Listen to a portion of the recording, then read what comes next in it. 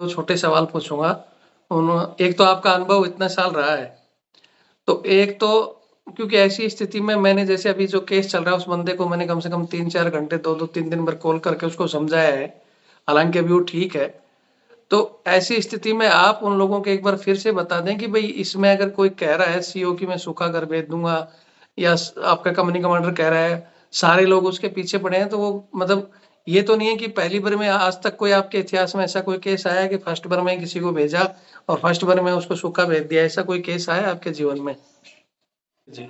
अच्छा, एक अब लास्ट सवाल मेरा कि ये जो 10 नंबर फॉर्म है, ये हमारा आर्मी जो एक्ट है 1915, ये आप कब से मतलब ये अधिकार इनको दिया गया और क्या आज के युग में ये अधिकार मतलब आज हम पढ़े लिखे फौज मांग रहे हैं, आज बाहर के बहुत से कानून बदले जा रहे हैं, तो क्या सेना में इस कानून को लगातार रखना चाहिए या इसमें भी कुछ बदलाव होना चाहिए कि किसी का भी उठाकर बंदा सही होते हुए भी उसका भर दिया जा रहा है और भरने वाले का कुछ बिगड़ता नहीं है? ये मतलब अंग्रेजों की देन है या हमारे भारत में शुरू हुआ है ये एफएमएस 10? नहीं, नहीं, ये पहले भी था और ये जो है 1983 में एक बार रिवाइज़ हुआ, फिर 2002 में एक बार रिवाइज़ हुआ, तो उससे 2008 पहले में रिवाइज़ हुआ। इससे पहले सर ये क्या था? अगर इस आपने क्योंकि हम तो वहाँ तक पहुँचे नहीं ना हमने इसकी इतनी जानकारी है। जो आप बता रहे हो कि ये सबसे पहले जब रिवाइज़ हुआ, कब हुआ था साहब ये? अगर कोई इसका दुरुपयोग बार-बार हो रहा है और ये चीज़ें हायर नोटिस में आ रही हैं, तो हमारा defence institute of psychological research जो नई दिल्ली तिमारपुर में है। जी, जी। जवानों के अंदर स्ट्रेस क्यों आ रहा है, इनका परफॉर्मेंस क्यों कम हो रहा है और इनको इनके जो है इनका स्ट्रेस लेवल डिक्रीज़ करने के लिए बड़े-बड़े डीआरडीओ के साइंटिस्ट वहाँ रहते हैं और वो सब रिकमेंडेशन हायर लेवल तक ये सब जाती हैं और इस पे फिर से जो है कमेटी गठित होती हैं और वो फॉर्म वगैरह रिवाइज़ होते हैं, सुविधाएँ रिवाइज़ होती हैं। तो एक अलग से सरकार ने एक अलग से इसकी ब्रांच ही जवानों में किस कारण से तनाव है, पूरी छुट्टियाँ नहीं मिल पा रही, उनको वेलफेयर नहीं मिल पा रहे, वो समय-समय पर आते हैं वो आदेश। लेकिन समय-समय पर आदेश आने के बावजूद वो ग्राउंड में जैसे आज भी हमारी 90 दिन छुट्टी है। कल आपने शायद या किसी ने मेरे को कमेंट्स किया था या आपने ही किया था कि एक लीव पर पॉलिसी बनी हुई है। हाँ, ये आपने ही लीव किया पर था ना? पॉलिसी है। हुँ। ये 10 जनवरी 2007 का एक हाँ, लेटर था जिसमें ये बताया गया है कि जो है लोकल लेवल पे छुट्टी की पॉलिसी नहीं बनाई जाएँगी।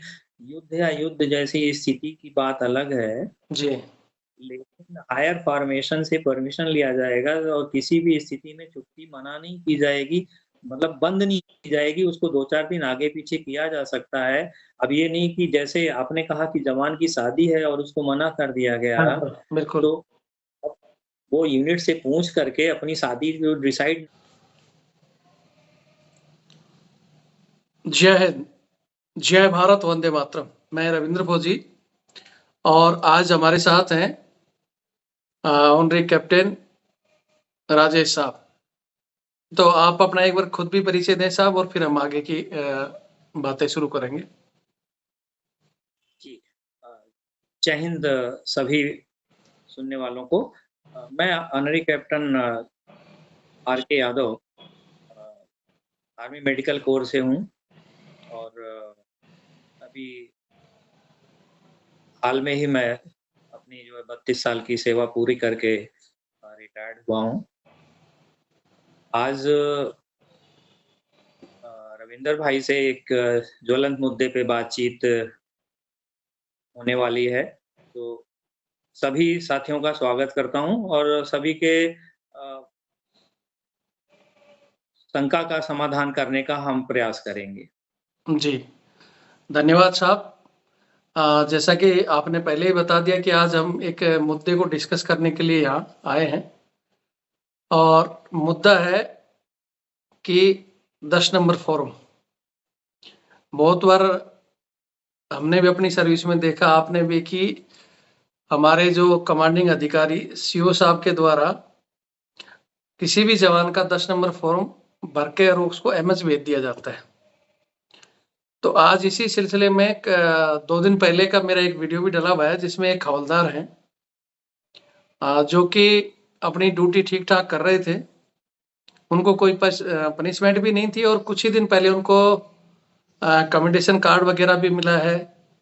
कोई दिक्कत नहीं थी, लेकिन एकाएक अब ये नए सीईओ साहब आए हैं और इन्होंने उस बंदे का भेजा था इलाज के लिए, लेकिन वहां जाकर 10 नंबर फॉर्म भर दिया। तो मैं आज पूछना चाहता हूँ साहब, ये जो 10 नंबर फॉर्म आते हैं ये किस आधार पर भरे जाते हैं और इनसे बचने का तरीका क्या है? पहले तो भरे कैसे जाते हैं, थोड़ा इस पर आप मार्गदर्शन करें साहब।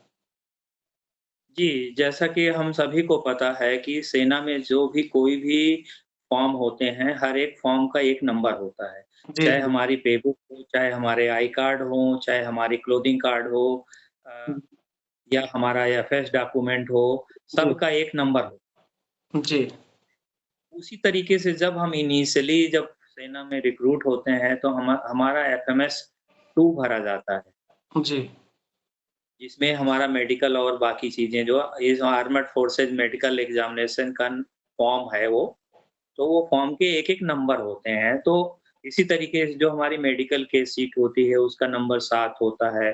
जो हमारे लैब रिपोर्ट जो कि प्रयोगशाला के परीक्षण होते हैं जिनमें कि खून, पेशाब और बाकी जो है एक्स-रे वग़ैरह जाँच होती है वो एफएमएस 9 होता है। जी, इसी तरीके से ये एफएमएस 10 है कि शारीरिक परीक्षण वाला 9 हो गया और मानसिक परीक्षण वाला 10 हो गया। जी, एक जी, तो हमें 10 नंबर 10 से मतलब डरने या घबराने की ज़रूरत नहीं है, बड़ा मज़ाक भी बनता है कि बंदा 10 नंबरी है। तो जी, 10 नंबरी का मतलब ये नहीं है कि कोई पागल या रोगी है।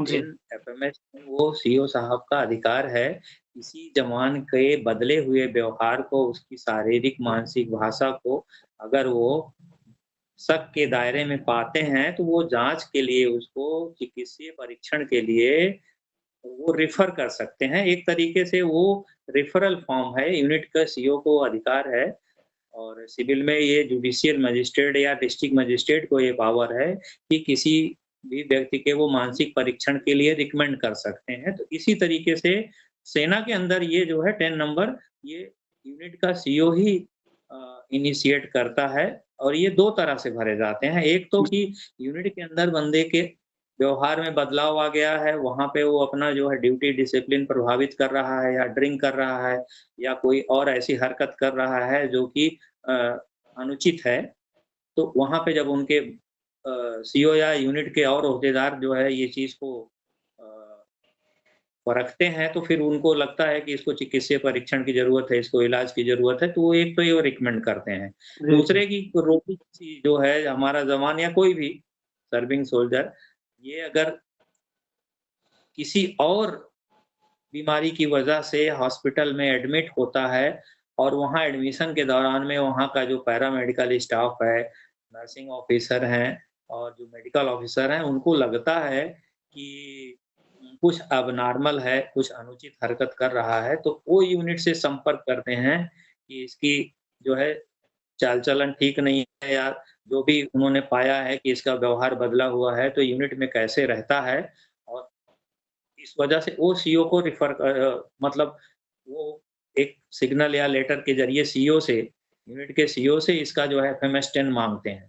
जी, जिसमें वो सीईओ डिक्लेयर करता है कि मैं मेरा ये ज़बान है, मैं इसको इतने साल से या इतने महीने से जानता हूँ और ये किस तरीके का इसका जो है यूनिट का में कंडक्ट कैसे है, कैसे ये उसमें सब चीज़ रहती है कि वो छुट्टी से आता है, पंक्चुअल है कि नहीं, ड्यूटी में टाइम पे पहुँचता है कि नहीं, उसकी ग्रूमिंग मतलब कि ग्रूमिंग कैसी है, टर्नआउट कैसा है और शराब को लेकर के उसका व्यवहार कैसा है, वो ड्रिंकर है, नॉन ड्रिंकर है या जी, बाकी दोस्तों के साथ कैसे रहता है, कोई असाइन टास्क मिलता है तो कैसे वो परफ़ॉर्म करता है और जो डिफ़िकल्ट कंडीशन होती हैं, जहाँ पे चैलेंजिंग सिचुएशन होती है, तब वो कैसे करता है, उसकी फ़िज़िकल ट्रेनिंग कैसी है और मंदिर प्रोग्राम वग़ैरह हो गया, जो रिलीजियस गैदरिंग है, जहाँ पे उस कोई फॉल इन है, वो टाइम पे आता है कि नहीं, अपने ओहदेदारों के साथ कैसे व्यवहार करता है, अपने साथियों के साथ कैसे करता है, उसमें हर एक चीज़ सीओ द्वारा लिखी रहती है। उसमें ग्रेड दी रहता है सैटिस्फैक्टरी,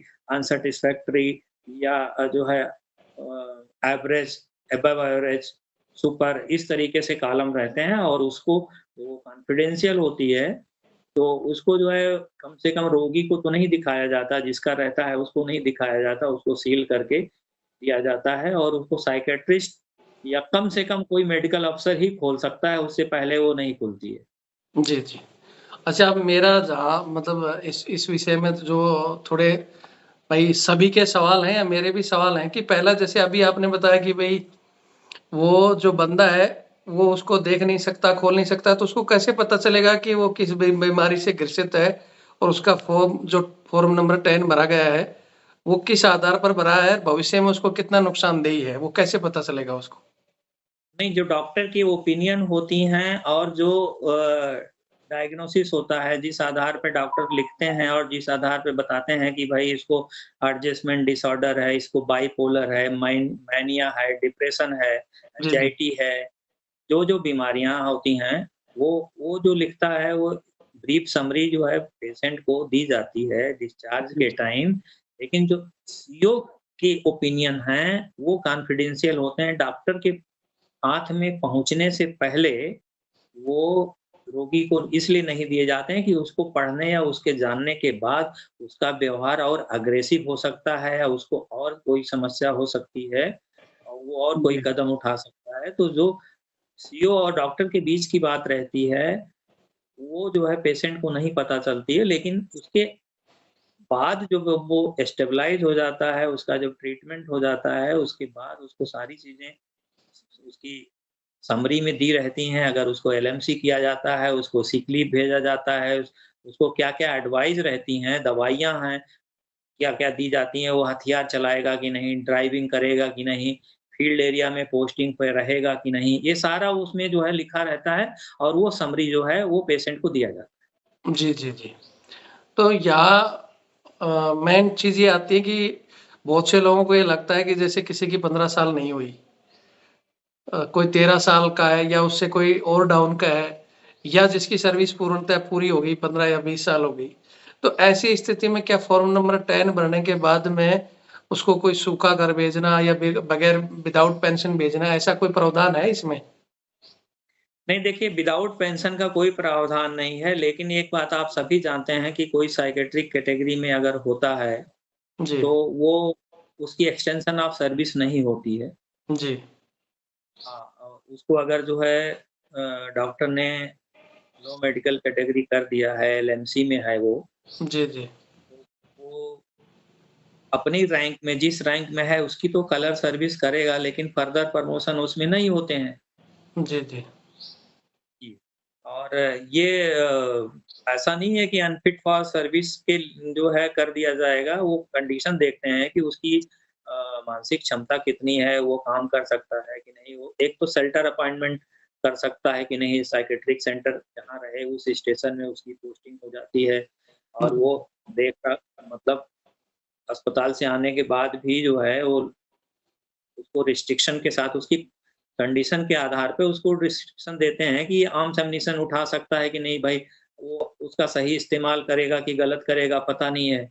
ड्राइविंग कर जी, सकता है कि नहीं, ये सब रिस्ट्रिक्शन के साथ उसको ड्यूटी कंप्लीट कराई जाती है। उसके लायक उसको ड्यूटी दी जाती है, सिंगल ड्यूटी नहीं दी जाती, किसी और के साथ में दी जाती है। इस तरीके की चीज़ें डॉक्टर जो है उसमें रिकमेंड करते हैं और वो जी, यूनिट का फर्ज़ भी बनता है, यूनिट दायित्व भी बनता है कि ऐसे किसी अ, जवान का जो है वो देखभाल करें, उनका ध्यान रखें और उन उससे छोटी-मोटी चीज़ें अनुचित हो भी जाती हैं, तो ये भी माने कि हाँ भई, इसको कुछ परेशानी है, इसका डॉक्टर ट्रीटमेंट कर रहे हैं।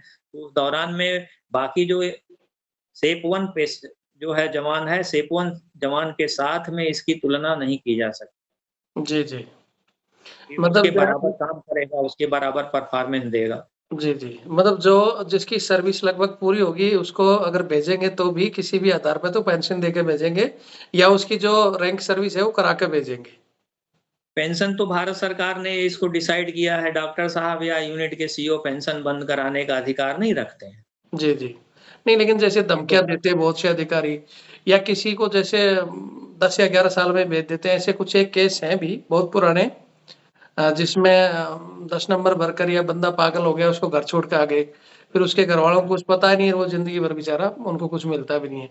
तो वो केसों पर तो नहीं खैर मिलता है मेरे पास एक जवान है, शिवराज सिंह करके उसका नाम था। वो 10 साल की सर्विस में सिज़ोफ्रेनिया में नायक था, उसको घर भेज दिया गया। इस समय उसको 32,000 रुपए मेडिकल ग्राउंड पेंशन मिलती है। उसके पास सीएसडी कार्ड भी है और एक्स सर्विसमैन का जो है उसको स्टेशन हेडक्वार्टर से आई कार्ड भी बना हुआ है। जी, जी, जी, जी।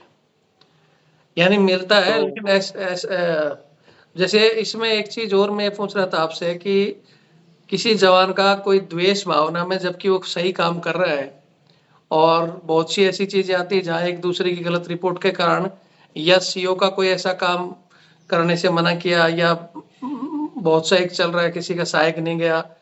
इस द्वेष भावना में ऑर्डर डिसोबे या ऐसे करके भी उसको 10 नंबर में भेज दें और वो बंदा फिट है, तो वो इसके खिलाफ क्या कार्रवाई करना है? अगर वो जाए तो कोर्ट जा सकता है, या एमएच उसको कुछ बेनिफिट देती है?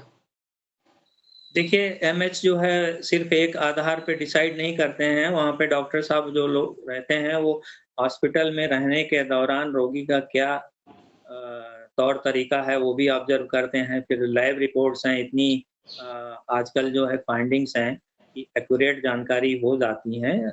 लेकिन यूनिट के अंदर जो जिस तरीके से वो रहता है वो तो फॉर्म 10 ही डिसाइड करता है, वो सीओ साहब का ही रिकमेंडेशन होता है।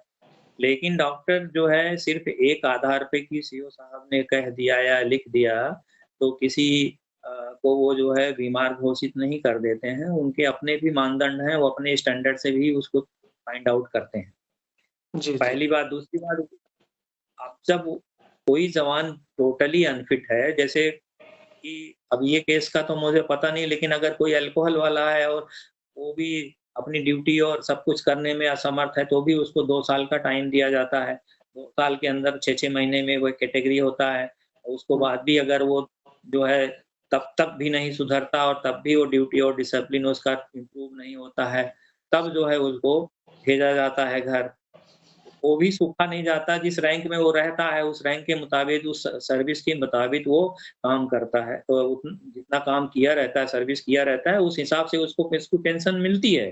जी, बस ये जी। है कि उसमें डॉक्टर साहब ये लिखते हैं कि ये अकाउंट हैंडल करने लायक है कि नहीं। अगर अकाउंट हैंडल करने लायक नहीं है, वो बोर्ड डिसाइड करता है, मेडिकल बोर्ड जब आउट होता है वो, मेडिकल बोर्ड आउट, तो वो जी, बोर्ड डिसाइड करता है कि ये अकाउंट हैंडल करने लायक ही नहीं, पर्सनल अकाउंट हैंडल नहीं कर सकता है, तो उसकी वाइफ या अनोखे के खाते में पेंशन जाती है। जी, जी, जी। जॉइंट अकाउंट वगैरह इसीलिए बनाए जाते हैं कि अगर वो बंदा बीमार है और इतना बीमार है कि अपना अकाउंट जो है वो हैंडल नहीं कर सकता, अपने पैसे का लेन-देन भी करने में असमर्थ है, लोग उसका मिसयूज़ कर सकते हैं, तो फिर उसकी वाइफ ही उसके अकाउंट की होल्डर हो जाती है। जी, जी। तो ये जो लेकिन अभी मिलेगा अभी ज़रूर, खाली हाथ तो नहीं जाएगा वो। अभी जो ताज़ा केस आया है, उसमें मैं आपको मोटा-मोटा बता देता हूँ कि एक ये हवलदार है, जो कश्मीर के क्षेत्र में था। तो वहाँ ये कोई इंट की ड्यूटी कर रहा था, और बढ़िया ड्यूटी कर रहा था, कोई दिक्कत नहीं है। कुछ ही दिन पहले इसको जो इनके पुराने सीईओ ने इनको कमेंडेशन कार्ड भी दिया है। उसके बाद में ऊपर मेरे को पता नहीं, शायद जेओसी साहब का या उनका भी साइटेशन इनको मिला है, और ये अभी जनवरी में ही लगभग हवलदार बना था। इसके बाद वो सीईओ जाने के बाद में दूसरे सीईओ साहब ने कमांड ली है, और इसी मात्र 5 या 6 महीने के अंदर कोई इनके एडजुटेंट साहब से इनकी छोटी-मोटी कोई बात हुई थी। तो उसको लेकर इस बंदे की गलत रिपोर्ट दी, और गलत रिपोर्ट के कारण उस समय वहाँ यूनिट में तो हालाँकि नॉर्मली चीज़ें चलती रही। एक इसको सज़ा भी दी है नॉर्मल, उसमें हवलदार होने के बावजूद भी इसको एक एक पनिशमेंट दी है। और अब ये एमएच गया था, कोई पोस्ट पे ड्यूटी के दौरान आते समय गिर गया था, जैसा कि बंदे ने बताया। और गिरने के बाद वो एमएच गया था कि भाई उसके कमर में दर्द है, और वहाँ बताया जा रहा है कि एमएच इसको सिक लीव भेज रहा था। लेकिन सिक लीव ने भेजकर यूनिट ने रोक लिया कि नहीं, हम इसको छुट्टी भेज देंगे, ये यूनिट मूव कर रही है, ये वो करके, कि इसको सिक लीव मत भेजो, और फिर बंदे भेजे और वहीं की वहीं इसका 10 नंबर फॉर्म भेज दिया। तो इसमें क्या कहानी हो सकती है? अगर एमएच उसका भरता तो उसको सिक लीव नहीं देता। और यूनिट्स के एसएम साहब से मेरी बात हुई थी, वो बोलते हैं कि हमने तो इसका कोई नहीं भरा, वो वहाँ खुद एमएच भर रही है। तो इस केस में क्या हो सकता है आपके आइडिया से? नहीं, ये तो टोटली झूठ बात है, असत्य है। एमएच जो है 10 नंबर फॉर्म इनिशिएट नहीं करता है, ये 10 नंबर फॉर्म तो यूनिट इनिशिएट करती है। जी। एमएच तो ये कर सकता है कि हॉस्पिटल के अंदर अगर इसके अंदर एब्नॉर्मल हरकत देखी गई, भाग रहा है, चिल्ला रहा है, कपड़े फाड़ रहा है, कुछ ऐसी हरकतें कर रहा है, तो भी एमएच यूनिट को एक सिग्नल देता है, रिटन लेटर देता है कि इसको 1-3 की गार्ड या और एफएमएस चाहिए, जी, जी। एफएमएस 10 चाहिए। वो ये अधिकार सिर्फ सीओ का है और सीओ अपनी तरफ से भेज भी सकता है और अगर बदला हुआ व्यवहार पाया तो डॉक्टर माँग भी सकता है, लेकिन डॉक्टर जब भी माँगेगा कोई टेलीफ़ोन या ऐसी चीज़ें पे नहीं, लिखित में माँगता है और उसका प्रॉपर रिकॉर्ड होता है, सिग्नल होते हैं कि हमने माँगा है क्योंकि क्यों माँगा है वो सब भी लिखा जाता है उसमें। जी, जी, जी। तो जैसे अभी इसका मतलब फॉर्म नंबर 10 तो भरा ही गया। अब ये यूनिट में जाए, तो ये अब इसकी शिकायत अगर करना चाहे तो कहाँ करे? जबकि बंदा ठीक-ठाक है, इसकी यूनिट अब इसके इलाके में जा रही है क्योंकि एक चारों तरफ हवा तो बनी जाती है कि भई ये तो 10 नंबर ही हो गया मतलब एक एक तरह का हम कहें तो जो हम लोग मानते हैं जैसे आपने तो बता दिया कि 10 नंबर का मतलब ये नहीं कि पागल है। लेकिन बिल्कुल। लेकिन फ़ौज में और कुछ लोग जानबूझ के उसको कहने लग जाते हैं कि भई ये तो पागल है। और उसके हाँ, ये हुँ। जानकारी का अभाव है, लोग इस तरीके मज़ाक उड़ाते हैं, लेकिन जी। किसी की शारीरिक या मानसिक स्थिति का मज़ाक नहीं उड़ाना चाहिए। जी, जी। ये किसी के साथ भी हो सकता है लेकिन कई बार सर्विस के दौरान में आया है कि मेरे साथ भी ऐसा किसी ने कह दिया या मैंने सुना है कई लोगों को कि भई इसका भर दिया जाएगा, तो हम तो स्वागत करते हैं कि भर दीजिए, अगर हम फिट हैं तो हमारे 10-20 जो भी फॉर्म आपको पता है वो सब भर दीजिए। जी, जी। अगर मैं फिट हूँ, तो मैं फिट हूँ। तो ऐसा नहीं है कि ये इसका एक बार भर दिया गया है तो इसका मैंने ऐसे भी जो है देखे हैं जो कि एफएमएस 10 जो है उनको नए रैंक में लेफ्टिनेंट कैप्टन में भर दिया गया और बाद में उनको मैंने कर्नल में भी देखा। ऐ ऐसे सूबेदार मेजर भी देखा जो कि नायब सूबेदार या हवलदार में एफएमएस 10 फॉर्म था उनको वो एमएच में एडमिट भी थे, वो कैटेगरी भी थे, बाद में अप हो गए। कुछ एक ऐसे केसेज़ ऐसे हुए हैं, एक इन्फेंट्री में एक मेरा नर्सिंग असिस्टेंट था, वहाँ उसके साथ मारपीट हुई, वो रात को भाग आया। वो हमारे लोकल यूनिट में भाग आया, फिर रिकार्ड से उसकी पोस्टिंग हुई। उसको एफएमएस 10 उस यूनिट ने भर के एडमिट कर दिया था और वो कैटेगरी कर दिया गया। हुँ। हमने कैटेगरी के बाद उसको 6 महीने अपने ऑफ़िस में रखा, उसका ऑब्ज़र्वेशन किया। फिर नया फ़ॉर्म के दौरान हमने अपने कमांडिंग ऑफिसर को बताया कि सर ये तो बेटर परफॉर्मर है, इन्फेंट्री में दुर्भावनावश इसका एफएमएस 10 भरा गया था। जी, जी। तो उसको नर्सिंग असिस्टेंट था, उसको लंगर कमांडर बना रहे थे और जो है वो सभी ऑफिसर के घर में बोले बीपी लेने जाएगा सुबह। तो ये सब ऐसी कोई चीज़ें थी जो उसने मना किया। सिपाही में था उस दौरान, आज अभी हवलदार है, वो सेप 1 हो गया। तो जी, अगर जी। किसी का बस भर दिया है ये तो गलत है, बदले की भावना से सेना कभी अपने जवानों के साथ काम नहीं करती है, जी। लेकिन कहीं पे ऐसा कंडक्ट हुआ है, कोई किसी ने गलत आचरण कर लिया है, तो ये एक आध यूनिट की ऐसी बात होती है और वो एमएच में जाके वो फिट हो जाता है। पहली बार उसको 6 महीने के लिए ऑब्जर्वेशन में मान लीजिए रख भी दिए डॉक्टर साहब कि ठीक है, उससे वो एक तो पेशेंट को भी राहत मिलती है, यूनिट उसको दौड़ाना, भगाना, फिजिकल ट्रेनिंग देना ये सब कम कर देती है। थोड़ा-सा जी। जो डिस्टर्बेंस है उसकी वजह से थोड़ा उसको राहत मिलती है, कुछ उसको लाइट ड्यूटी मिलती है और अपना फिटनेस पे ध्यान दे पाता है, थोड़ा योगा वगैरह कर लेता है, सिक लीव जाता है, परिवार के साथ रहता है, तो थोड़ा-सा तंदुरुस्त होके आता है, 6 महीने बाद दोबारा जब जाता है और उस समय जो है डॉक्टर उसको पाते हैं कि वो बहुत अच्छी कंडीशन में है, तो उसको सेफ उसका जो है अप भी कर देते हैं। नहीं ये जैसे एमएस तो उसको अप कर देती है, एमएस के पास पावर है। लेकिन जो बंदा इस बीच में जैसे किसी अच्छे बंदे को और ऐसा भेज दिया जाए और उसको बार-बार ये कहा जाए कि तेरा 10 नंबर भर रहे हैं, अभी 1-2 पनिशमेंट देंगे, तेरे को सूखा कर भेज देंगे, उसको हरासमेंट किया जाता है।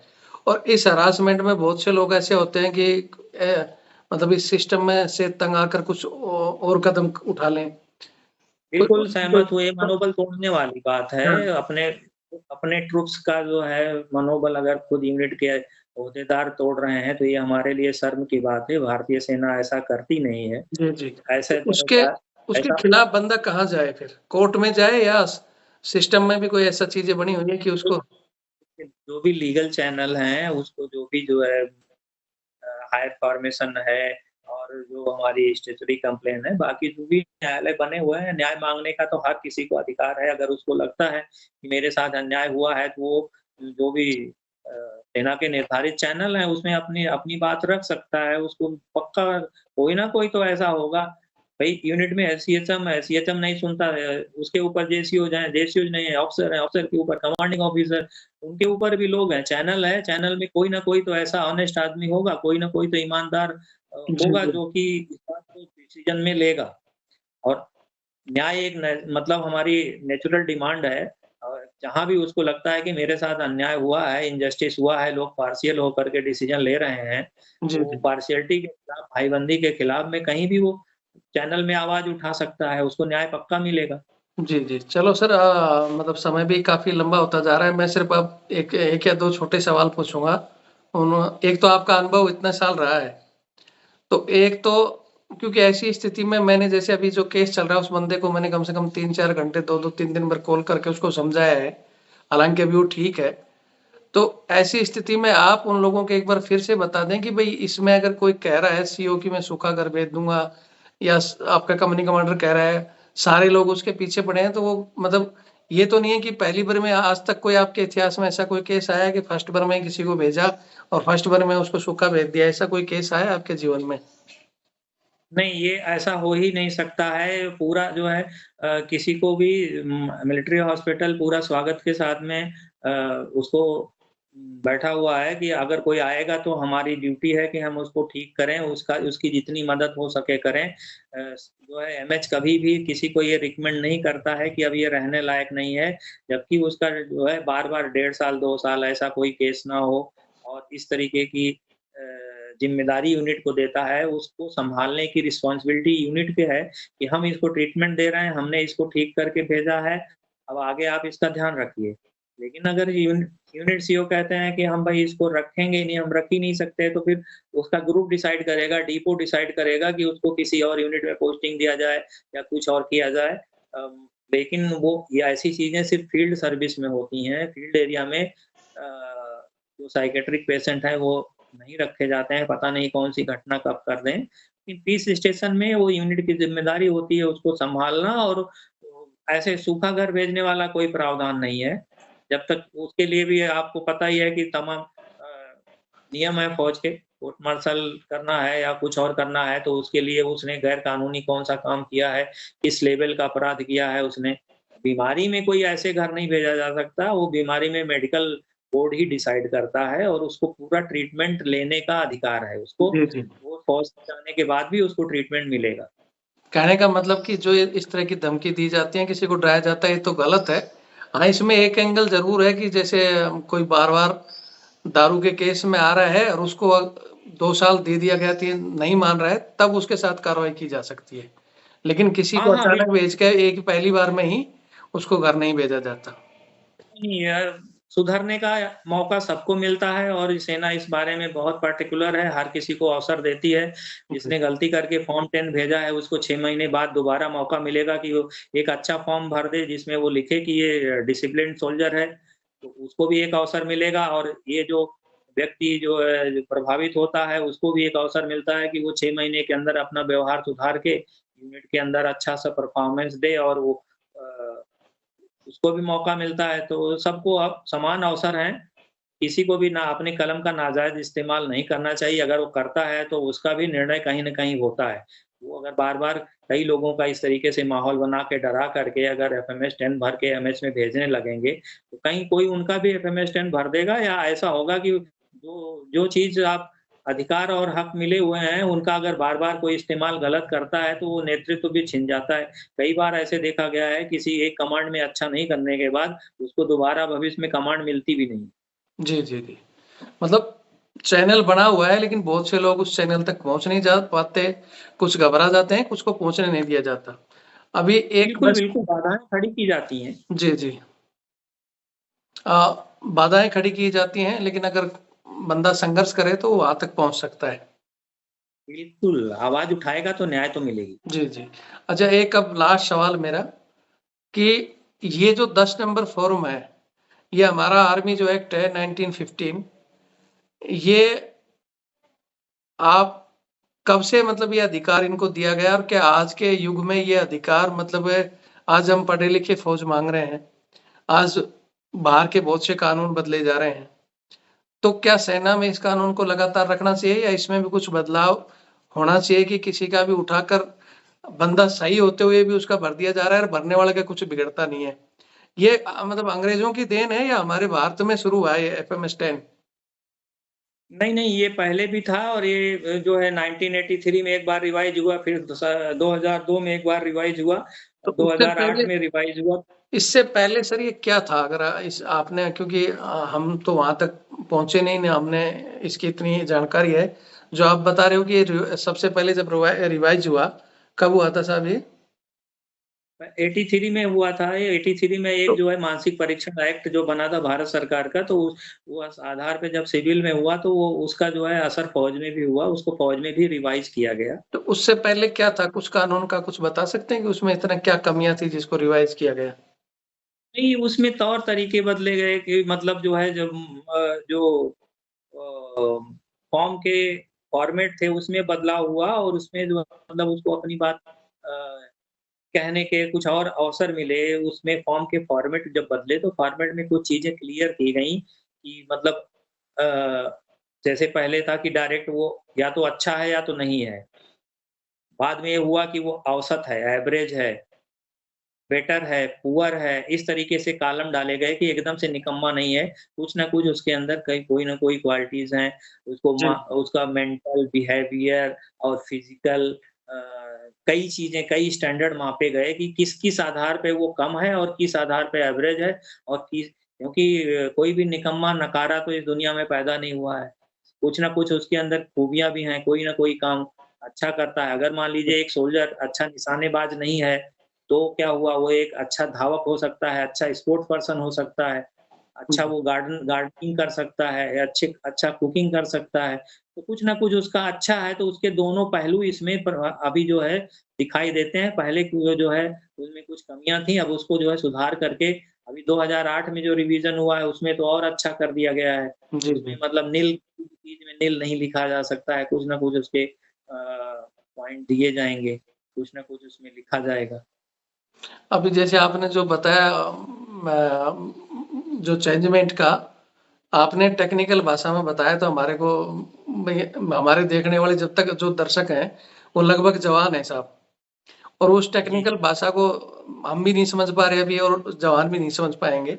तो मैं तो एक जी, मोटा से जानता हूँ कि जैसे पहले 10 नंबर फॉर्म जिसका भरा जाता था, वो एमएस में पहुँचता हुँ, था, सीईओ बोलता था कि भई ये 10 नंबर फॉर्म है और इस तरह किसी बंदे को मतलब सही होते हुए भी उसको भेजता था तो हम सुनते थे कि उसको वो केकड़े वाला इंजेक्शन देना या उसको तंग करना, इन चीज़ों में कुछ कमी आई है कि ये ऐसी स्थिति ऐसे कैसे है अभी?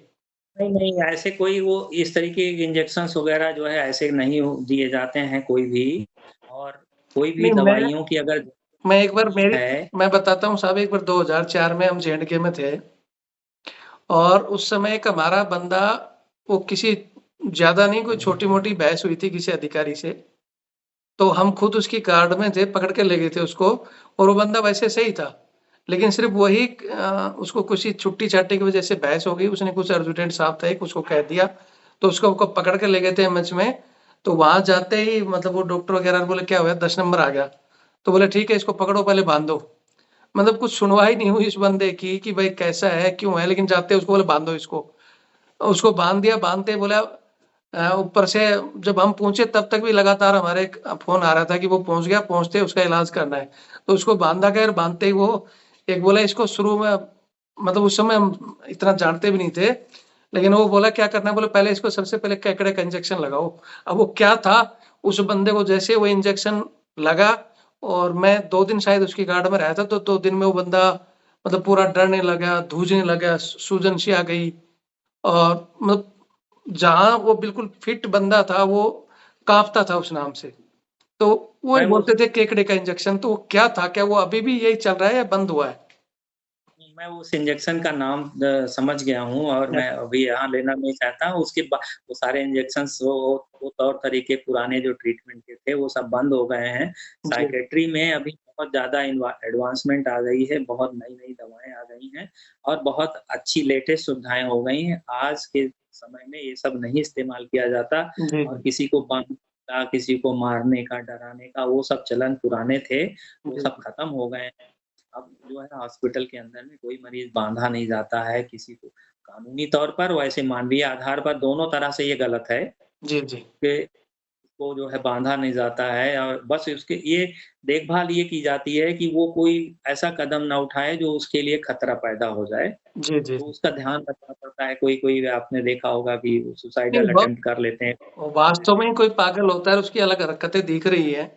भाई वो किसी से लड़ रहा, झगड़ रहा है या काबू में नहीं आ रहा है, उसको काबू में करने के लिए वो अलग चीज़ है।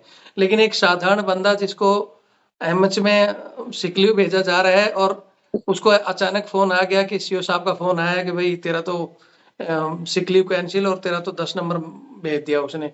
अब तुम्हारा हाँ, नहीं उसको उठा के अपने आप साइकियाट्रिक वार्ड में उसको भेज देना। जैसे ये 2004 की बताई, उससे पहले मैं एक बार चंडीगढ़ में था। तो वहाँ एक साइकियाट्रिक वार्ड था वहाँ भी मैं किसी के गार्ड में एक बार गया था। तो वहाँ एक उस समय मैडम थी, उसका नाम ही खतरनाक था, वो साइको डॉक्टर की। वो मैडम हुँ, थी और उनके हस्बैंड भी शायद साइको के डॉक्टर थे। तो वो बाकी लोग तो एमएच में जो ठीक है जा रहे थे, इलाज होता था, ठीक होते थे तो साफ सफाई भी करते थे, सब होता था। लेकिन वहाँ जैसे कोई वो करता था तो बोलते थे इसको उठा के 2 दिन के लिए वहाँ भेज दो साइको वार्ड में। जो नहीं मानता था तो वो वहाँ मतलब उनका जो रहना सहना, और वो मैडम भी ऐसी थी, उनको जैसे मतलब जैसे डॉक्टर जैसे एक नॉर्मल डॉक्टरों की बात और उसकी बात ही खतरनाक थी। तो वो उसको देख के हमें लगता था इसको कुछ बदलना चाहिए। और आज आपने नहीं बोला कि बहुत चीजें बदल गई हैं, तो मतलब चीजें तो बदल गई हैं, लेकिन ग्राउंड में बदलना और दूसरा, भाई बीमारी तो सिर्फ डॉक्टर ही बता सकता है। सीओ साहब उसकी हरकतें बता सकता है कि ये है वो है, लेकिन किसी को ये रिकमेंड करना कि नहीं हम इसको रखेंगे नहीं या सूखा घर भेज देंगे, मतलब बीमारी वाले को तुम और डरा कर उसको घर भेजने के लिए या उसको ऐसी हरकतें करने के लिए मजबूर कर रहे हो कि वो और पागल हो जाए रहा साहब। तो ये ये चीजें काम डॉक्टर हाँ, हॉस्पिटल ये नहीं करता, हॉस्पिटल किसी को भी डराता नहीं है, वहाँ जाने के बाद अब तो मैं आज जो है शुरुआती समय में अपने नौकरी के जो मैं देखता था और जो मैं अभी इस समय मैंने देखा 32 साल के दौरान नहीं में, सब बहुत आपने बहुत आपका आपका सब अनुभव बहुत बड़ा है। और मेरा जो अभी कंटिन्यू लोगों से मैं टच में हूँ, मेरे पास चीजें भी आती हैं। इस केस में भी एक रिकॉर्डिंग आई हुई है डॉक्टर साहब की, जिसमें डॉक्टर साहब कह रहे हैं, उनके डॉक्टर साहब ये कह रहे हैं कि यार हम क्या करें, हम तो जितनी भी तेरी जांच वगैरह की है हमारी तरफ से तू फिट है, लेकिन तेरा सीओ नहीं मान रहा। तो ये फिर वो हमारी एमएच है जिसके पास पावर दी गई है, ये वर्ड क्यों बोलते हैं कि भाई आपका सीओ नहीं मान रहा, हम कुछ नहीं कर सकते। नहीं अभी देखिए हॉस्पिटल वाले आपको पता है कि वो ट्रीटमेंट ही कर सकते हैं, वो लिख ही सकते हैं, वो लाठी लेकर के यूनिट में फौजदारी करने तो नहीं जाएँगे। बस उन वो ये लिख सकते हैं कि हमारी तरफ से कोई कमी नहीं है हम्म। और एनएटी करके डॉक्टर लिखते हैं कि ये मतलब ऐसा लिखते हैं कि जो जाँच का की गई जाँच में बंदा अगर सेप-1 पाया गया तो वो सेप-1 लिखते हैं। जी, जी। यूनिट चाहे तो ना चाहे तो भी। हाँ, कोई नहीं ऐसे ऐसे ऐसे बहुत से केस आए हैं साहब कि जिसमें सीओ साहब ने भेजा जबरन और एमएच ने फिट करके भेजा है। बहुत से ऐसे केस हैं। लेकिन किसी-किसी केस में फिट होते हुए भी जहाँ ये चीज़ें आ जाती हैं कि सीओ साहब नहीं मान रहा, हमें मजबूरी में करना पड़ेगा, तो क्या डॉक्टर मजबूर हो जाते हैं सीओ साहब के कॉल से? सीओ साहब के कॉल से या सीओ साहब के लिखने से डॉक्टर डिसीजन नहीं लेता है, सिर्फ़ ये ले सकता है डॉक्टर साहब कि इसका कंडक्ट यूनिट के अंदर बेहतर नहीं है, तो इसको शेल्टर की ज़रूरत है, इसको देखभाल की ज़रूरत है। बाकी वो डिसाइड करना जो है वो सीईओ का ही काम है और सीईओ ही को ही डिसाइड करना है कि इस जवान के साथ वो क्या करेगा। वो अस्पताल तक भेज सकता है, अस्पताल का डि के अंदर जब पहुँच गया तो वो मेडिकल अथॉरिटी डिसीज़न लेती हैं और वो हमेशा जो है वो जवानों के पक्ष में होते हैं। बहुत सारे बोर्ड में मैं रहा हूँ, मैंने वो सब देखा है, बहुत सारी कोर्ट ऑफ इंक्वायरी वगैरह भी मैंने जो है मैं शामिल रहा हूँ। मेडिकल अथॉरिटीज़ कभी भी किसी के साथ दुर्भावना के साथ काम नहीं करती है। मतलब किसी ने जी, जी। मतलब मेडिकल अथॉरिटी नहीं करती है और ये पावर आप खुद बता रहे हो कि भाई सीईओ को ज़्यादा दी हुई है। तो हम यही तो कह रहे हैं कि आज के ज़माने में उनकी इस पावर को, जो कि अंग्रेज़ों की देन है, बहुत सी चीज़ें आज भी सेना में मतलब अंग्रेज़ों की तर्ज पे हैं। तो हिंदुस्तान के जैसे आईपीसी को बदल दिया, इंडियन पेनल कोड को बदलकर भारतीय न्याय संहिता किया है। उसी तरह हमारे में भी थोड़ा-सा और बदलाव करने की ज़रूरत है या अभी कुछ दिन और इसको ऐसे ही मतलब सेना अधिनियम को ऐसे ही चलना चाहिए? देखिए, इसमें कई बदलाव हुए हैं भाई और आगे भी बदलाव हो रहे हैं और ये बहुत जल्दी ही है। अगर इस तरीके से बहुत सारे केसेज़ आते हैं, बार-बार जो है तो इसका जो है फिर से ऑब्ज़र्वेशन में ये चीज़ें जाती हैं और जहाँ पे खामियाँ होती हैं उसको दुरुस्त किया जा सकता है, किया जी, जी। जाएगा। अगर कोई इसका दुरुपयोग बार-बार हो रहा है और ये चीज़ें हायर नोटिस में आ रही हैं, तो हमारा defence institute of psychological research जो है नई दिल्ली तिमारपुर में है। जी, जी। जवानों के अंदर स्ट्रेस क्यों आ रहा है, इनका परफॉर्मेंस क्यों कम हो रहा है और इनको इनके जो है इनका स्ट्रेस लेवल डिक्रीज़ करने के लिए बड़े-बड़े डीआरडीओ के साइंटिस्ट वहाँ रहते हैं और वो सब रिकमेंडेशन हायर लेवल तक ये सब जाती हैं और इस पे फिर से जो है कमेटी गठित होती हैं और वो फॉर्म वगैरह रिवाइज़ होते हैं, सुविधाएँ रिवाइज़ होती हैं। तो एक अलग से सरकार ने एक अलग से इसकी ब्रांच ही बना रखी है और ये शायद आज आपको पहली बार पता होगा कि डीआईपीआर करके कोई इंस्टीट्यूट है, जी। Defence institute of psychological research. तो जी। सेना के अंदर जो स्ट्रेस है और जो परफॉर्मेंस में कमियाँ आती हैं, कहाँ सुधार की ज़रूरत है, वो राशन, कपड़े से लेकर के लीव पॉलिसी तक हर एक चीज़ का वो ऑब्ज़र्वेशन करते हैं वो लोग और वहाँ बड़े साइंटिस्ट लगे हुए हैं, जो मानसिक चिकित्सा के बड़े-बड़े साइकोलॉजिस्ट हैं और सिविलियन साइकोलॉजिस्ट हैं, वो डिफेंस पर्सनल नहीं हैं। नहीं अपनी फ़ील्ड के विद्वान हैं और वो इसमें लगे रहते हैं और वो उनकी रिकमेंडेशन जो है प्रभावी रूप से उसको चैनल भी सुनता है और सरकार भी सुनती है। नहीं, वो चीज़ें मैं वही तो कह रहा था कि वो चीज़ें हर एक चीज़ वो वहाँ तक पहुँचेगी कैसे? वहाँ तक क्या पहुँच रही है ये सारी चीज़ें? कि किसी सीईओ साहब ने किसी का गलत भरा या सही भरा, वो कैसे पहुँचती है उस सिस्टम के पास? जब तक कोई आदमी इंडिविजुअल आदमी को शिकायत करने नहीं दी जाती। कोई हमारा जैसा बोल रहा है उनको भी दबाया जाता है, चैनल बंद कर दिया जाता है। और ये तो एक और आपने जो जो एजेंसी बताई है मैंने अभी हालाँकि आपने सही बोला हमने उसका नाम नहीं सुना। एक और हमारी कैग है जो कैग का हुँ। नाम आपने सुना होगा और कैग भी बार-बार मैं इसको कंट्रोल ऑफ डिफेंस जो जारी करती है वो चीज़ें कि सेना में इतनी जो सेना और पैरामिलिट्री फोर्स में कितने लोग वीआरएस क्यों ले रहे हैं? कितने लोगों ने ये दुनिया क्यों छोड़ दी?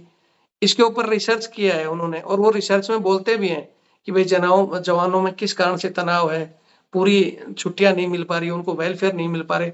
वो समय-समय पर आते हैं वो आदेश, लेकिन समय-समय पर आदेश आने के बावजूद वो ग्राउंड में जैसे आज भी हमारी 90 दिन छुट्टी है। कल आपने शायद या किसी ने मेरे को कमेंट्स किया था या आपने किया था कि एक लीव पर पॉलिसी बनी हुई है। हाँ, ये आपने ही लीव किया पर था ना? पॉलिसी है। हुँ। ये 10 जनवरी 2007 का एक हाँ, लेटर था जिसमें ये बताया गया है कि जो है लोकल लेवल पे छुट्टी की पॉलिसी नहीं बनाई जाएँगी। युद्ध या युद्ध जैसी स्थिति की बात अलग है। जी। लेकिन हायर फॉर्मेशन से परमिशन लिया जाएगा और किसी भी स्थिति में छुट्टी मना नहीं की जाएगी, मतलब बंद नहीं की जाएगी, उसको 2-4 दिन आगे-पीछे किया जा सकता है। अब ये नहीं कि जैसे आपने कहा कि जवान की शादी है और उसको मना कर दिया हाँ, गया, हाँ, बिल्कुल। तो अब वो यूनिट से पूछ करके अपनी शादी जो डिसाइड नहीं करेगा ना, जब उसके घर वाले, उसके माता-पिता का अधिकार है, वो जी। जब वो डेट रखेंगे और जो अगली पार्टी जहाँ उसके वैवाहिक संबंध हो रहे हैं, वो ये सामाजिक संबंध है और वो डेट डिसाइड करेंगे और उस डेट के हिसाब से यूनिट में वो प्रायर परमिशन लेगा, बताएगा कि मेरी ये शादी है, महीना 2 महीना पहले उसको सूचना देगा अपने चैनल में और वो छुट्टी अपनी सैंक्शन करवाएगा। लेकिन ये तो मतलब ये तो हो गई पॉलिसी की बात है, पॉलिसी बनी हुई है। लेकिन वो बने होने के बावजूद ही सामने ही मैंने कल वो कुछ दिन पहले केस डाला है, पंजाब का लड़का है, उसकी शादी थी, उसको भेजा नहीं, वो भाग के गया है। अब उसकी शायद कल 30 तारीख की शादी थी, वो बेचारा शादी करेगा या टेंशन में रहेगा, उधर से फ़ोन आ रहा है कि आजा तेरे को देख लेंगे। अब उसको मतलब बिल्कुल। जी, ये बहुत ही अप्रिय स्थिति है और ये मतलब मैं उस समय भी कहता था जब मेरे हाथ में लोगों की छुट्टियाँ थीं जी। और आज भी मैं कहता हूँ कि मैं अपने उच्च अधिकारियों से भी इस बात के लिए कई बार अड़ गया हूँ और मैं ये मानता हूँ कि अपने मातहत को, अपने जूनियर्स को छुट्टी ना दे पाना कमांड फेलियर है। हाँ, बिल्कुल, बिल्कुल सर। कोई भी कोई भी वो किसके पास जाएगा? वो बड़ी उम्मीद से आता है। 10 लोगों का काम जो है मैंने कई बार 3 लोगों से 4 लोगों से कराया है। ऐसे इंस्पेक्शन आ गए, कुछ आ गया और हमें जो है मैंने लोकल में बंदा छुट्टी पे था उसको बुला लिया, और मेरे कहने से लोग आते भी इसलिए थे कि मैं ये बोलता था जिसको छुट्टी जाना है जाओ, यूनिट के अंदर जितने बचेंगे वो काम करेंगे। उसका कारण ये है कि वो जो निर्धारित छुट्टी सरकार की तरफ से है, उससे ज़्यादा तो वो लेगा नहीं। दूसरा ये है कि अगर आप हर टाइम उसको छुट्टी देने को तैयार रहेंगे, तो जो वो यूनिट में बचने के बाद उसका मोरल हाई रहेगा, ऐसे ही वो डबल काम करता है। जी, जी, तो ये एडमिनिस्ट्रेशन फेलियर है कि हम जो है छुट्टी नहीं दे पा रहे हैं। जी, जी। मेरा मैं क्योंकि मैं 1-2 कमांडिंग ऑफिसर जो है वो इन्फैंट्री यूनिट से भी मेरी बात हुई, उन्होंने कहा कि हमने जो है घातक टीम तैयार किया था, और जो है वो घातक टीम का एक बंदा अगर हम छुट्टी भेज देंगे तो कॉम्पिटिशन कैसे होगा, इसलिए मैंने मना कर दिया। मैं हुँ, यूनिट में साइको काउंसलर जाता था ऑब्जर्वेशन के लिए, तब की बात है ये। जी। मैंने कहा कि सर अगर कितने 24-25 लोग घातक में कितने होते हैं? तो आप जो है उससे 2-4 बंदे ज़्यादा ट्रेंड क्यों नहीं रख सकते हैं? हाँ, एक्स्ट्रा बिल्कुल होना चाहिए। मैंने कहा कि सर ये क्रिकेट मैच होते हैं, इंटरनेशनल होते हैं, वर्ल्ड कप होता है, उसमें 11 बंदे खेलते हैं, 14-15 की टीम होती है, किसी भी समय किसी को चोट लग जाए, इमरजेंसी हो जाए तो वो ड्रॉप हो जाता है, उसकी जगह पे दूसरा बंदा बैट लेके खड़ा हो जाता है। बिल्कुल, बिल्कुल। तो हम आपके पास तो 1000 लोग हैं, 800 साढ़े 800 की आपकी स्ट्रेंथ होती है, और हमारे यहाँ तो एक पर्टिकुलर ट्रेड में वो बंदा ट्रेंड है, तो वो अगर वो ओटी वाला है, तो ओटी वाला ही है, और साइकेट्री वाला है, तो साइकेट्री वाला ही है। लेकिन फिर भी हम लोग छुट्टियाँ नहीं रोकते हैं, और छुट्टियाँ रोकने का मतलब है कि आपने कोई अल्टरनेट प्लान तैयार नहीं किया, फिर आप कमांड किस बात की कर रहे हैं? जी, जी, जी। है ना? तो ये बात है कि वो बंदे टू बंदे पे रिफ़र करता है। कोई-कोई कमांडिंग ऑफ़िसर इतने दिलदार होते हैं, रॉयल होते हैं नहीं कि जो हमेशा जो है अपने बंदों की बढ़-चढ़ के मदद करते हैं।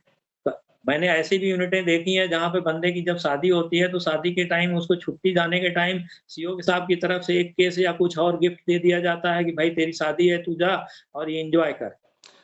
ये बात ऐसे भी पर्सन मैं रहा हूँ। बिल्कुल ये साहब, ये जो आपने वर्ड बोला ना कि रॉयल अधिकारी हैं, रॉयल अधिकारी आज भी हैं, पहले भी थे और भविष्य में भी होंगे। रॉयल के लिए तो हमें और आपको बैठकर ये डिस्कस करना ही नहीं पड़ता अगर सारे रॉयल होते तो। लेकिन कुछ हाँ, रॉयल कहीं नहीं है, कहीं वो तो जवान को ये बोलते हैं लीव आर नॉट योर मतलब राइट, मतलब तुम्हारा हक ही नहीं है छुट्टी।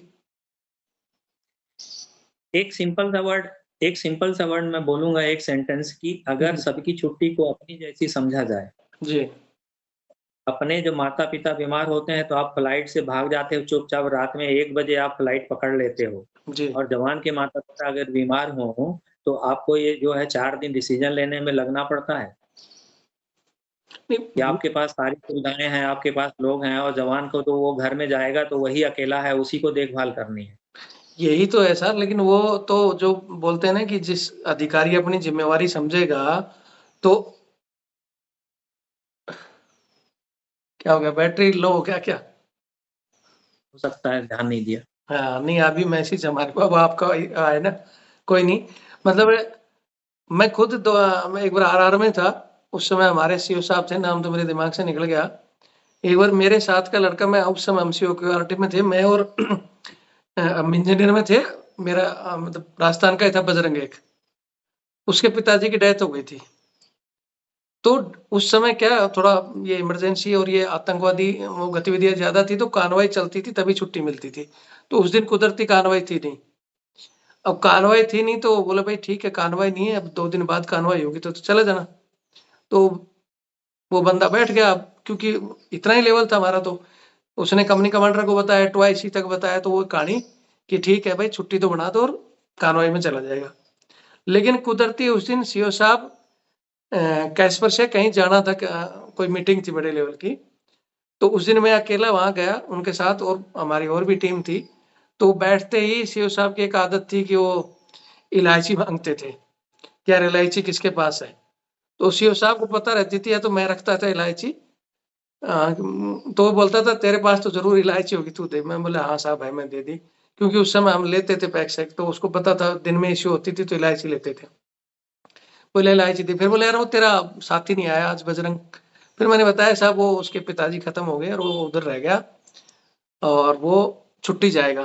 तो बोले फिर उसको भेजा क्यों नहीं? बोला आज तो कार्रवाई है नहीं साहब, और कल भी कार्रवाई नहीं है, परसों जाएगा, छुट्टी तो उसकी बनेगी लेकिन परसों जाएगा। तो कैश पर हमारी जाने थी, इतना सीओ बिजी था कि जल्दी करो, वहां मेरे को जूते पड़ जाएंगे, जेओसी साहब के पास पहुंचना है, लेकिन उसने गाड़ी उसी समय रोकी और ऑफिस में ही एसएम साहब को, उसको ट्वाइसी को, सबको बुला लिया वहीं। बोला पहले सबको बुलाओ, सब नीचे उतर जाओ। हम नीचे उतरे, बोले हाँ क्या हुआ? बोले बजरंग के पिताजी खत्म हो गए, उसको भेजा क्यों नहीं? वो सभी बोले जी साहब कानवाई नहीं है, उसको तो भेज देंगे, छुट्टी तो बनी हुई है। बोले छुट्टी लीव स्लिप बनने से छुट्टी बन जाती है क्या? फिर 2 महीने पहले ही उनका हेडक्वार्टर में हम थे, तो हेडक्वार्टर ओसी की माताजी खत्म हुई थी, तो वो वहीं खड़ा था। उसको बोला, उसने बोला, सीओ ने बोला हाँ भाई 2 महीने पहले तेरी माताजी खत्म हुई थी, उस दिन कार्रवाई नहीं थी, मेरे को याद है। बोले हाँ साहब नहीं थी। बोले तू कैसे गया था? बोले साहब मेरे लिए तो वो कैश पर गई थी। तो बोले इसके लिए कैश पर क्यों नहीं जाती? बोले इसका पिताजी और तेरे माताजी में डिफरेंट है क्या? वो भी तो इंसान था ना। फिर बोले साहब कैश पर आज आपके लिए जा रही थी, आपको वहां जाना था, इसलिए हमने आपको बोला नहीं। बोला मेरा जाना जरूरी है कि उसका इंपॉर्टेंट है। बोले उसको बुलाओ। सीओ साहब ने तुरंत उसको तैयार किया, कैश पर में बैठाया। जेओसी साहब की मीटिंग छोड़कर पहले उसको ट्रांजिट कैंप बैठा, वहां पहुंचा, फिर वहां से कोई गाड़ी करवा के जम्मू भेजा, और फिर हम लेट पहुंचे वहां। फिर वो वहां जाके उसने बोला भी होगा। सैल्यूट सैल्यूट है ऐसे अधिकारियों को और बिल्कुल ऐसे बिल्कुल सर, मैनेजर। बहुत बहुत सलूट, हम भी उनको करते रहे, आज भी इज्जत देते हैं उनको। बिल्कुल, तो बिल्कुल और सिस्टम में ऐसे चीजें हैं, अगर ऊपर तक पहुंचेंगे तो कोई ज़्यादातर अच्छा। ऑफ़िसर ऐसे जी जी। ज़्यादातर ऑफ़िसर ऐसे हैं, 1-2 उदाहरण इस तरीके से मिल जाते हैं जिन पे हम बैठ कर के डिस्कशन कर रहे हैं। बिल्कुल बिल्कुल बिल्कुल। लेकिन नहीं वही मैं, ज़्यादातर ऐसे हैं वही मैंने कह दिया और कि उनकी बहुत रॉयल परवरिश हैं, रॉयल आगे भी आएंगे, लेकिन जो कुछ रॉयल्टी खत्म होकर वो सिर्फ अपने तक सीमित हो जाते हैं। अपने लिए पूरा वेलफेयर सब कुछ ले लेंगे, लेकिन जवान के वेलफेयर के लिए बोलेंगे नहीं ये तो कानून नहीं है, ये ऐसे नहीं है, ये वो नहीं है। मतलब अड़ंगा अड़ाने वाले लोग या जबरदस्ती करने वालों बहुत को। सारी जी बहुत सारी बातें ऐसे हैं कि सेना के नियमों का उल्लंघन हो जाता है, जी लेकिन जी मैं ये कहूँगा कि ऐ ऐसे ऑफ़िसर जो है आगे बढ़ें और अब वो जहाँ पे कमियाँ आ रही हैं, जी जी उनको दूर करें और यूनिट के अंदर एक ऐसा माहौल बनाएँ तो जो नए नए यंग ऑफ़िसर आ रहे हैं, उनको अगर यूनिट के अंदर एक जो है, जो रेजिमेंटेशन का माहौल होता है कि हमारी रेजिमेंट है, हमारा एक बंदा, आखिरी बंदा जो है तब नया रिक्रूट आया है, वो भी इम्पोर्टेंट है और उसका भी वेलफेयर हमें देखना है, तो ये सब समस्या आएगी ही। बिल्कुल बिल्कुल बिल्कुल। चलो साहब समय काफी हो गया, और इसके लिए फिर आगे जब भी आपके पास समय होगा, अगले कभी कोई हमारे पास समस्या आएगी तो आपको याद करेंगे। और ये समय देने के लिए आपका बहुत बहुत धन्यवाद। जय हिंद। और आपकी तरफ से कुछ हो तो आप बता सकते हो सर। बहुत-बहुत शुक्रिया आप इस तरीके का जो है एक कदम उठा रहे हैं और लोगों को जागरूक कर रहे हैं। कई लोगों को ये जो लगता है चैनल बंद करवाना और बाकी चीज़ें कि वो आपके किसी व्यक्तिगत व्यक्तिगत जो है व्यक्ति के अगेंस्ट हैं, ऐसा नहीं है। जो भी कमियाँ जो भी जो है कमज़ोरियाँ रह गई हैं वो उनको अगर दूर करने का सर्विस के दौरान जो भी आपको किया है उसको दूर करने का अगर प्रयास कर रहे हैं, लोगों का साथ दे रहे हैं तो एक ये अच्छा कदम है और इसका जो है बहुत सारे लोग स्वागत भी करते हैं। कुछ लोगों को आपत्ति हो सकती है तो उससे पीछे कदम नहीं बढ़ाना जो है करना है। जी जी आप आगे इसी तरीके से जाइए। Good job. जी। Thank you sir. जय जय हिंद। हिंद। जय भारत, वंदे मातरम। ठीक है सर।